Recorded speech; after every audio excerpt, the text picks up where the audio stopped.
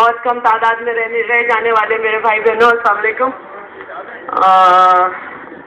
यहाँ पे 4 अप्रैल के साथ जो एजेंडा है, आज यहाँ पे मुझे एक बहुत बड़ा मसला उठाना है, जहाँ हमारी पार्टी को फख्र है कि ख़वातीन की इस्लाह के लिए जितने काम भी हुए हैं वो पीपल्स पार्टी के प्लेटफॉर्म से हुए हैं। वहाँ मैं यहाँ पे इशारा करती चलूँ कि यहाँ पे वजाहत करती चलूँ कि कराची जैसी जगह पर भी मज़ार कायद पर, म्यूज़ियम पर एक ख़ानदान जो है वो आया था। उनकी लड़की को 9:30 बजे जैसे ही लाइट गई, म्यूज़ियम पर से अगवा किया गया और उसके बाद उस लड़की के बयान के मुताबिक जो नीचे कमरे हैं उसे वहाँ ले जाकर 36 घंटे रखा गया और उसे रेप किया गया। कल 4-4:30 बजे वो लड़की बाजियाब हुई और 12:30 बजे मुझे कुछ जर्नलिस्ट ने इन्फॉर्म किया कि आप अगर पहुंच सकती हैं तो पहुंचे। ये एक सीरियस मसला है, मैं चाहती हूँ आप इसे तवज्जो से सुन लें, क्योंकि हम अभी तक इस बहस में उलझे हुए हैं कि ख़वातीन को किस तरह से आना चाहिए, किस तरह से बैठना चाहिए।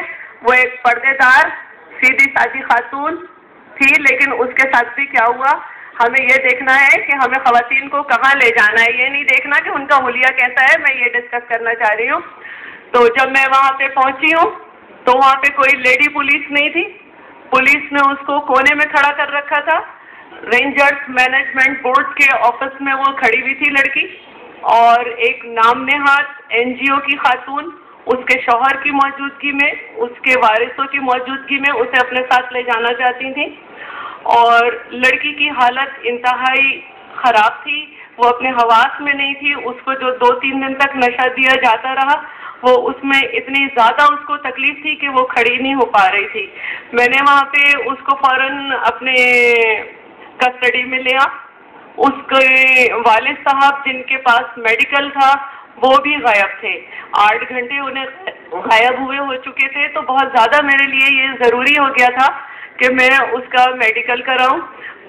मैंने जनाब वक़ार मेहदी साहब को भी एतमाद में लिया और CM हमारे नॉमिनेटेड जो हैं उन्हें भी रात को एतमाद में लिया, और उसके बाद मैं उसको लेकर आगा खान गई कि इसका एक पैरेलल मेडिकल कराया जाए। जियो की टीम मेरे साथ थी और वहाँ पे जो हुआ वो हम शाम को मैं अपनी MPA बहनों से और तमाम लोगों से दरख्वास्त करूँगी कि लड़की अभी भी मेरे पास है।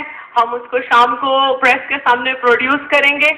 उस लड़की को जो आखिरी मैंने मेडिकल कराने की कोशिश की वो जिना में कराया 5:20 पे। उसमें भी जो है पेशेंट को डिससेंटिमेंटेड लिखा है, लेकिन उसकी 5:20 पे भी वो डिससेंटिमेंटेड थी, लेकिन उसकी सारी इंटेरोगेशन उसी कंडीशन में की गई है। और हम ये चाहेंगे कि मज़ार कायद पे म्यूज़ियम से उस लड़की को अगवा किया गया है।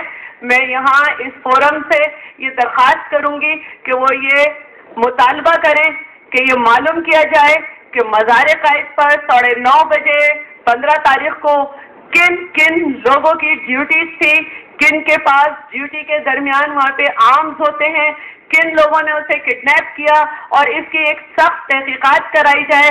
आज के दौर में जहाँ पे हम बहुत बड़े बड़े दावे करते हैं, वो कराची में कायद-ए-आज़म के मज़ार से इस तरह लड़की का अगवा होना, उसके चप्पल भी वहीं से मिले हैं, ये बहुत हमारे लिए शर्म की बात है।